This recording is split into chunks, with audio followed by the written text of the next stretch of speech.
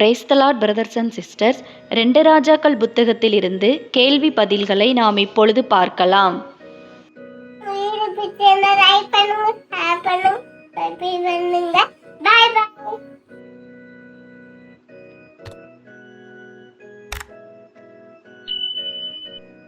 இரண்டு ராஜாக்கள் 12ஆம் அதிகாரத்திலிருந்து மொத்தம் 50 கேள்வி பதில்கள் கொடுக்கப்பட்டுள்ளன. வாங்க பார்க்கலாம். கேள்வி எண் 1. யோவாஸ் எருசலேமிலே எத்தனை வருஷம் ராஜ்யபாரம் பண்ணினான்?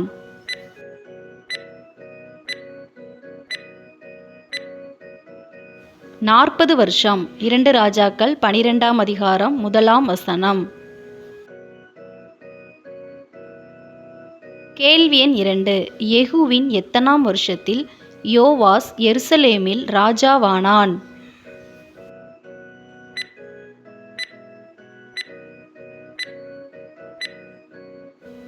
ஏழாம் வருஷத்தில். 2 ராஜாக்கள் 12ஆம் அதிகாரம் 1ஆம் வசனம். கேள்வி எண் 3. எருசலேம் ராஜாவான யோவாசின் தாய் பெயர் என்ன?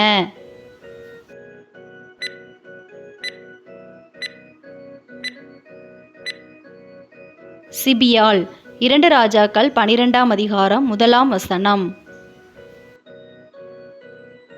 கேள்வி 4. சிபியாளின் ஊர் எது?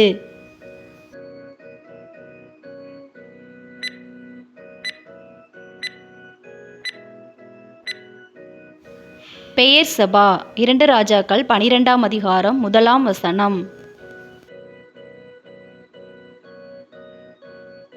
கேள்வி 5. யோவாசுக்கு போதகம் பண்ணின ஆசாரியன் யார்?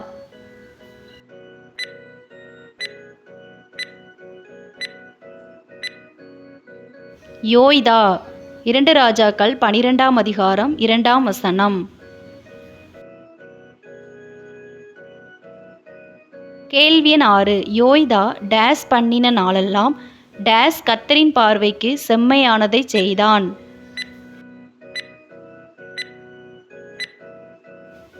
போதகம் பண்ணின நாளெல்லாம் யோவாஸ் கர்த்தரின் பார்வைக்கு செம்மையானதை செய்தான். 2 ராஜாக்கள் 12ஆம் அதிகாரம் 2ஆம் வசனம். கேள்வி எண் 7. யோவாஸ் எதை மாத்திரம் அகற்றவில்லை?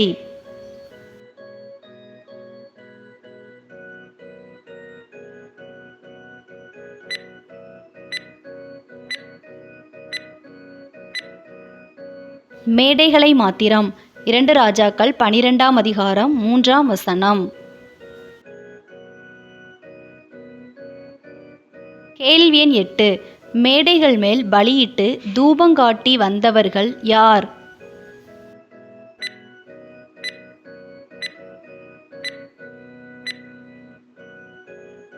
ஜனங்கள். 2 ராஜாக்கள் 12ஆம் அதிகாரம் 3ஆம் வசனம்.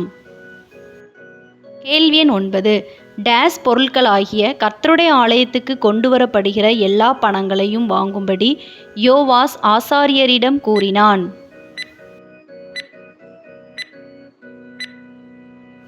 பிரதிஷ்டையாக்கப்பட்ட பொருட்களாகிய. 2 ராஜாக்கள் 12ஆம் அதிகாரம் 4ஆம் வசனம். கேள்வி எண் 10. எதற்கு உட்படுகிறவர்களின் பணத்தை வாங்கும்படி யோவாஸ் ஆசாரியருக்கு கட்டளையிட்டான்?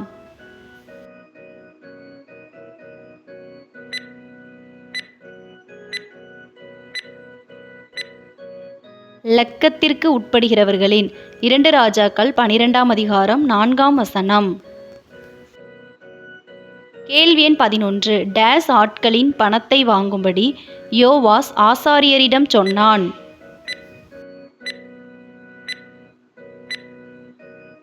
மீட்புக்காக மதிக்கப்படுகிற ஆட்களின் பணத்தை. 2 ராஜாக்கள் 12ஆம் அதிகாரம் 4ஆம் வசனம். கேள்வி எண் 12. கர்த்தருடைய ஆலயத்துக்கு கொண்டு வரும்படி அவரவர் டேஸ் மனதிலே நியமித்திருக்கும் டேஸ் பணத்தையும் ஆசாரியர்கள் வாங்க வேண்டும். தம் மனதிலே நியமித்திருக்கும் எல்லா பணத்தையும். 2 ராஜாக்கள் 12ஆம் அதிகாரம் 4ஆம் வசனம். கேள்வி எண் 13. யாருடைய கையில் பணத்தை வாங்கும்படி யோவாஸ் ஆசாரியரிடம் சொன்னான்?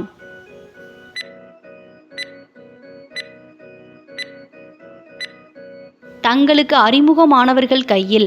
2 ராஜாக்கள் 12ஆம் அதிகாரம் 5ஆம் வசனம்.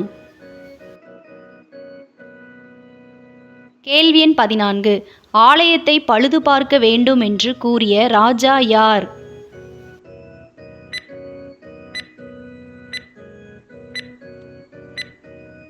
யோவாஸ். 2 ராஜாக்கள் 12ஆம் அதிகாரம் 4 மற்றும் 5 வசனங்கள்.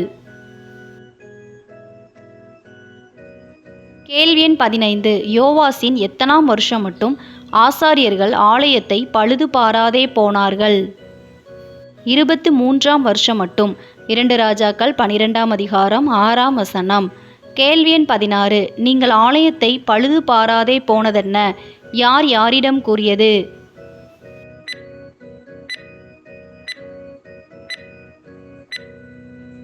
யோவாஸ் யோய்தா மற்றும் மற்ற ஆசாரியர்களிடம். 2 ராஜாக்கள் 12ஆம் அதிகாரம் 7ஆம் வசனம். கேள்வி எண் 17. அறிமுகமானவர்கள் கையிலே பணத்தை வாங்காமல் அதை எதற்காக விட்டுவிடும்படி யோவாஸ் ஆசாரியர்களிடம் கூறினான்?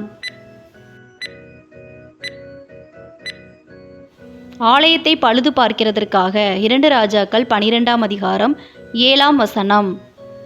கேள்வி எண் 18. ஆலயத்தை பழுது பாராமல் இருப்பதற்கு சம்மதித்தவர்கள் யார்?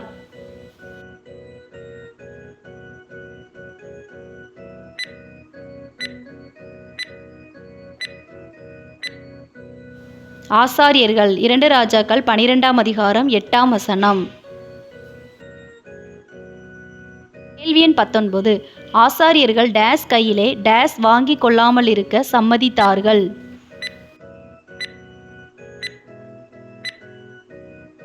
ஜனத்தின் கையிலே பணத்தை வாங்கி கொள்ளாமல் இருக்க.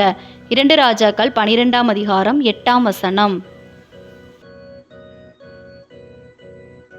கேள்வி எண் 20. ஒரு பெட்டியை எடுத்தது யார்?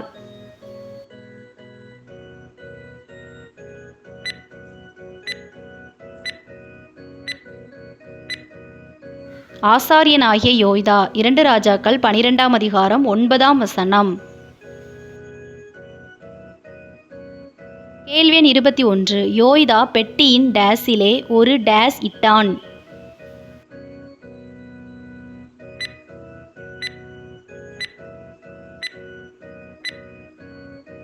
பெட்டியின் மூடியிலே ஒரு துவாரம் இட்டான். 2 ராஜாக்கள் 12ஆம் அதிகாரம் 9ஆம் வசனம்.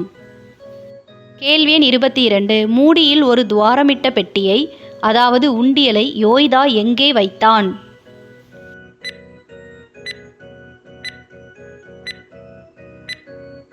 கர்த்தருடைய ஆலய பலிபீட தண்டையில் ஜனங்கள் உட்பிரவேசிக்கும் வலது பக்கத்தில். 2 ராஜாக்கள் 12ஆம் அதிகாரம் 9ஆம் வசனம். கேள்வி எண் 23. கர்த்தருடைய ஆலயத்திற்கு கொண்டு வரப்பட்ட பணத்தை எல்லாம் உண்டியலில் போட்டவர்கள் யார்?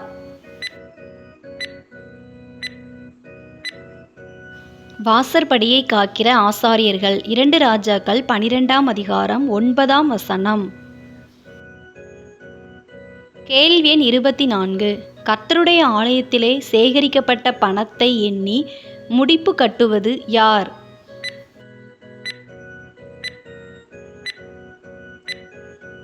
ராஜாவின் சம்பிரதியும் பிரதான ஆசாரியனும். 2 ராஜாக்கள் 12ஆம் அதிகாரம் 10ஆம் வசனம். கேள்வி எண் 25. டேஸிலே டேஸ் உண்டென்று சம்பிரதியும் பிரதான ஆசாரியனும் காணும்போது எண்ணி முடிப்பு கட்டுவர். பெட்டியிலே மிகுந்த பணம் உண்டென்று காணும்போது. 2 ராஜாக்கள் 12ஆம் அதிகாரம் 10ஆம் வசனம். இந்த வீடியோ உங்களுக்கு பயனுள்ளதாக இருந்ததுன்னா நம்ம சேனலை சப்ஸ்கிரைப் பண்ணாதவங்க மறக்காமல் சப்ஸ்கிரைப் பண்ணிக்கோங்க. நிறைய பேர் சப்ஸ்கிரைப் பண்ணாமல் தான் பார்க்குறீங்க. நீங்கள் சப்ஸ்கிரைப் பண்ணி பார்க்கும்படி உங்களை அன்புடன் கேட்டுக்கொள்கிறேன். அப்படியே பக்கத்தில் இருக்கிற பெல் பட்டனை கிளிக் பண்ணி ஆளுங்கிற பட்டனை கிளிக் பண்ணிக்கோங்க. அப்போ தான் நாங்கள் எப்போல்லாம் வீடியோஸ் போடுறோமோ அப்போல்லாம் உங்களுக்கு நோட்டிஃபிகேஷனில் வரும். இந்த வீடியோ உங்களுக்கு பிடிச்சிருந்ததுன்னா லைக் பண்ணுங்கள். நீங்கள் பண்ணுற ஒரு லைக் தான் இந்த மாதிரி வீடியோஸ் போட எங்களை இன்னும் உற்சாகப்படுத்தும். வேதாகம தேர்வு எழுதும் உங்களுடைய நண்பர்கள் மற்றும் உறவினர்களுக்கும் இந்த வீடியோவை ஷேர் பண்ணுங்கள், அவங்களும் பயன்பெறட்டும். கேள்வி எண் 26. சம்பிரதியும் பிரதான ஆசாரியனும் எண்ணின பணத்தை கர்த்தருடைய ஆலயத்திலே யாருடைய கையிலே கொடுப்பார்கள்?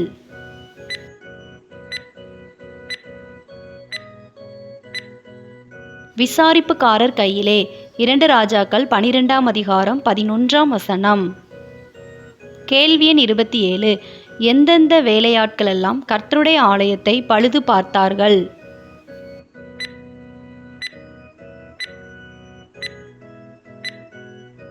தச்சர், சிற்பாசாரிகள், கொற்றர் மற்றும் கல் தச்சர். 2 ராஜாக்கள் 12ஆம் அதிகாரம் 11 மற்றும் 12 வசனங்கள். கேள்வி எண் 28. கர்த்தருடைய ஆலயத்தை பழுது பார்க்க தேவையான டேஸையும் பயன்படுத்தினர்.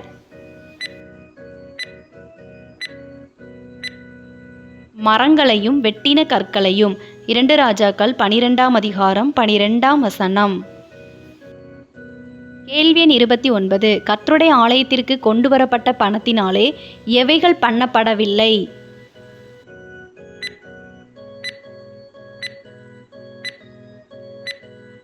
வெள்ளிக் கிண்ணங்கள், கீத வாத்தியங்கள், களங்கள், எக்காளங்கள், பொற்பாத்திரங்கள் மற்றும் வெள்ளி பாத்திரங்கள். 2 ராஜாக்கள் 12:13 வசனம். கேள்வி எண் 30. கர்த்தருடைய ஆலயத்துக்கு கொண்டு வரப்பட்ட பணம் எவர்களுக்கு கொடுக்கப்பட்டது? கர்த்தருடைய ஆலயத்தை பழுது பார்க்கும்படி வேலை செய்கிறவர்களுக்கு. 2 ராஜாக்கள் 12ஆம் அதிகாரம் 14ஆம் வசனம். கேள்வி எண் 31. வேலை செய்கிறவர்களுக்கு கொடுக்கும்படிக்கு டேஸ் கொண்ட மனுஷர் கையிலே கணக்கு கேளாதிருந்தார்கள். பணத்தை வர பற்றி கொண்ட மனுஷர் கையிலே. 2 ராஜாக்கள் 12ஆம் அதிகாரம் 15ஆம் வசனம். கேள்வி எண் 32. வேலை செய்கிறவர்களுக்கு கொடுக்கும்படிக்கு பணத்தை வர பற்றி கொண்ட மனுஷர் எவ்வாறு நடந்து கொண்டார்கள்? உண்மையாய் நடந்து கொண்டார்கள். 2 ராஜாக்கள் 12ஆம் அதிகாரம் 15ஆம் வசனம். கேள்வி எண் 33. எவ்வகை பணம் ஆசாரியரை சேரும்?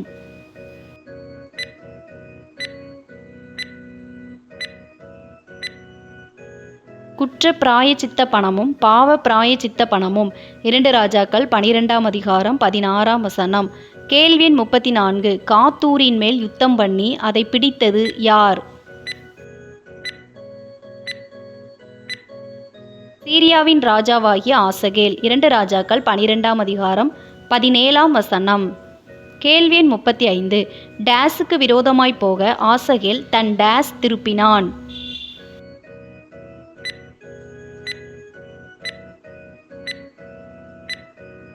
எருசலேமுக்கு விரோதமாய் போக தன் முகத்தை. 2 ராஜாக்கள் 12ஆம் அதிகாரம் 17ஆம் வசனம். கேள்வி எண் 36. ஆசகேலுக்கு பொன்னை அனுப்பி வைத்தது யார்?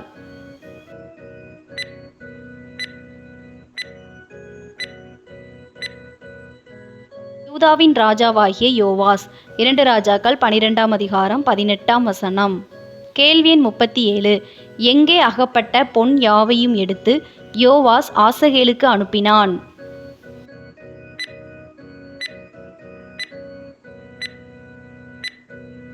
கர்த்தருடைய ஆலயத்திலும் ராஜாவின் அரண்மனையிலும் உள்ள பொக்கிஷங்களில் அகப்பட்ட பொன் யாவையும். 2 ராஜாக்கள் 12ஆம் அதிகாரம் 18ஆம் வசனம்.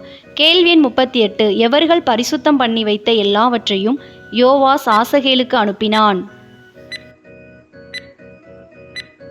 தன் பிதாக்களாகிய யோசபாத், யோராம், அகசியா என்னும் யூதாவின் ராஜாக்கள் பரிசுத்தம் பண்ணி வைத்த எல்லாவற்றையும். கேள்வி எண் 39.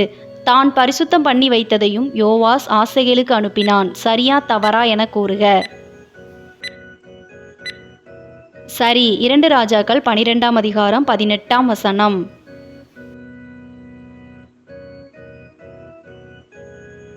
கேள்வி எண் 40. எருசலேமை விட்டு திரும்பி போனது யார்?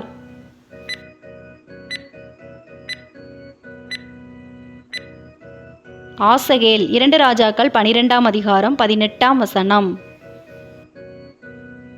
கேள்வி 41. யோவாசின் மற்ற வர்த்தமானங்களும் அவன் செய்தவை யாவும் எதில் எழுதப்பட்டுள்ளது?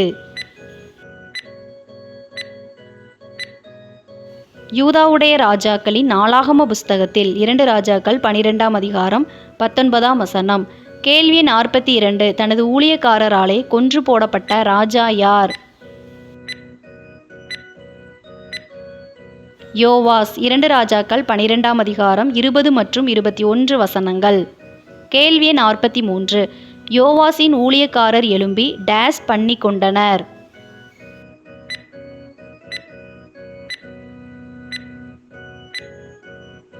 கட்டுப்பாடு பண்ணி கொண்டனர். 2 ராஜாக்கள் 12ஆம் அதிகாரம் 20ஆம் வசனம். கேள்வி 44. யூதாவின் ராஜாவாகிய யோவாசை கொன்று போட்டது யார்? யோவாசின் ஊழியக்காரராகிய யோசகார் மற்றும் யோசபாத். 2 ராஜாக்கள் 12ஆம் அதிகாரம் 21ஆம் வசனம். கேள்வி 45. யோசகார் யாருடைய குமாரன்?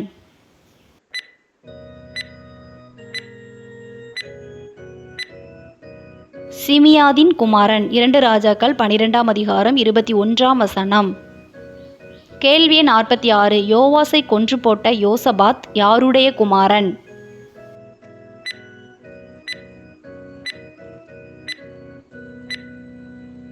சோமேரின் குமாரன். 2 ராஜாக்கள் 12ஆம் அதிகாரம் 21ஆம் வசனம். கேள்வி 47. யோவாசின் ஊழியக்காரர் யோவாசை கொன்ற இடம் எது?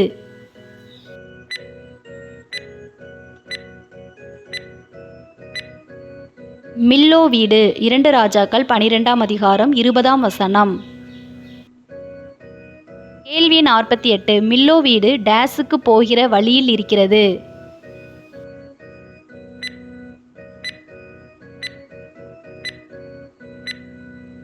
சில்லாவுக்கு போகிற வழியில் இருக்கிறது. 2 ராஜாக்கள் 12ஆம் அதிகாரம் 20ஆம் வசனம். கேள்வி 49. யூதாவின் ராஜாவாகிய யோவாஸ் எங்கே அடக்கம் பண்ணப்பட்டான்?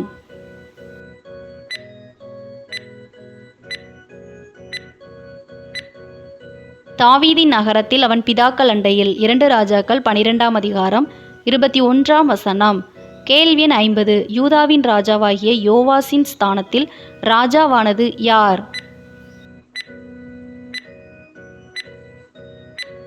அவன் குமாரனாகிய அமத்சியா.